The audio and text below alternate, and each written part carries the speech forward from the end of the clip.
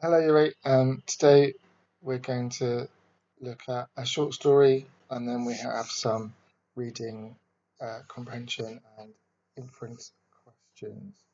So it's called The Pet by Roger Hahn. So I'll read it and then go through the questions, and then in the next session I'll go through some possible answers. So The Pet by Roger Hahn. Peter Johnson loved pets. He had done so ever since he was a child. He was always kind to animals. He put out milk for stray cats. He hung up seeds for birds. He went to the park each day to feed the ducks. But his pride and joy was his dog Rex. It was a German shepherd. Rex was good at tricks. He did what Peter told him to do. He could shake paws and roll over and play dead. Peter even trained Rex to go to the shop each day to fetch him his newspaper.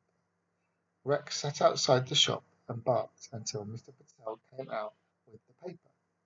Mr. Patel gave it to Rex, who trotted home with it in his mouth. It was always a bit soggy and wet, but Peter didn't mind. His dog was smart. Now Rex liked to fetch things for Peter. He would bring him his slippers. He would bring him his toys and balls and sticks. In fact, Rex was always looking out for things to bring Peter. This was because Peter gave Rex a sweet when he did. It was his reward. One day Peter was sitting in his garden when Rex came running up to him. Rex had a piece of dirty fur in his mouth. He dropped it in Peter's lap, then sat down and looked at Peter hopefully.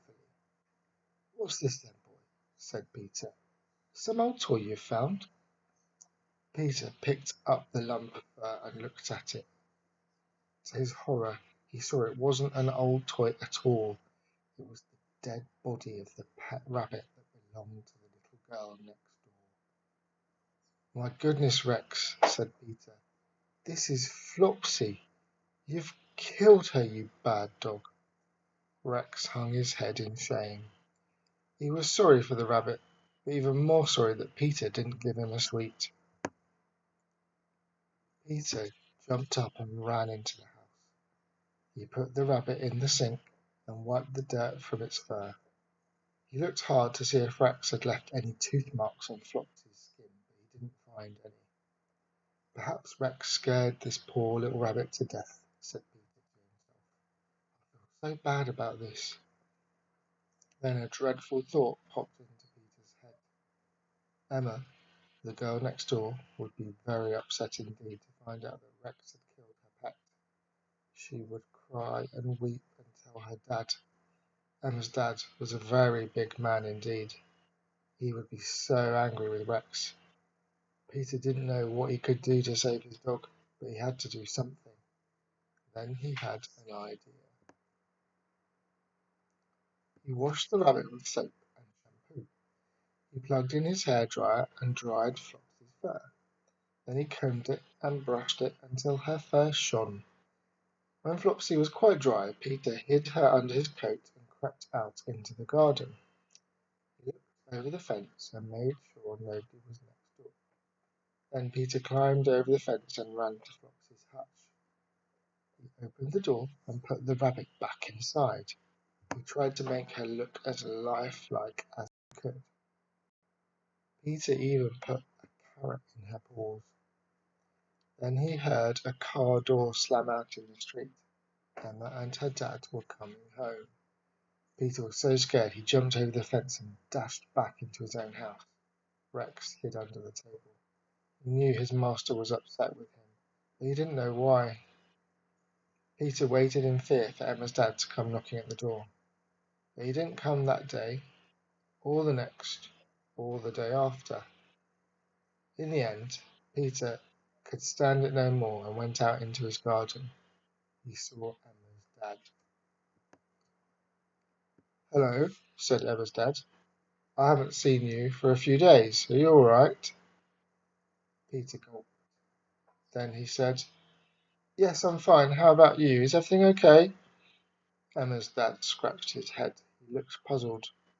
Well, not really, he said. Oh, said Peter. What's up? Well, said Emma's dad, a strange thing happened a few days ago. Emma and I came home and we found her pet rabbit Flopsy dead in its hutch. That's awful, gasped Peter. That's not the strange bit, said Emma's dad. No, the weird thing is that the rabbit died that morning and I'd already buried it in the garden before we went out. So, there we go. That's the story with a funny twist at the end. So, it's a nice little story. I hope you enjoyed the ending. And there are some questions here and a challenge even if you would like um, to write your own Twisted Tale story. So the main task is the questions, and even if you wanted a bit longer, a bit more time to do the story, maybe over half term, you could do that. So the pet answer the following questions in full sentences, remembering to use capital letters, full stops, commas, and paragraphs. You need to support each answer with a quotation from the story and explain how it tells us the answer. The first part of question 1 is done for you as an example. So, find 3 things we learn about Peter in the story.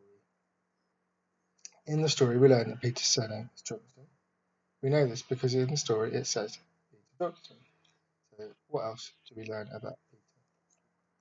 So, very factual things or inferential things with evidence is up to you. Why was Rex special? Give at least 3 examples. What did Rex do wrong? How did this make him feel?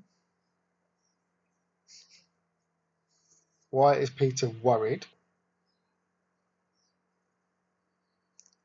What did Peter do? Why did he do that? What do you think Peter should have done? Why?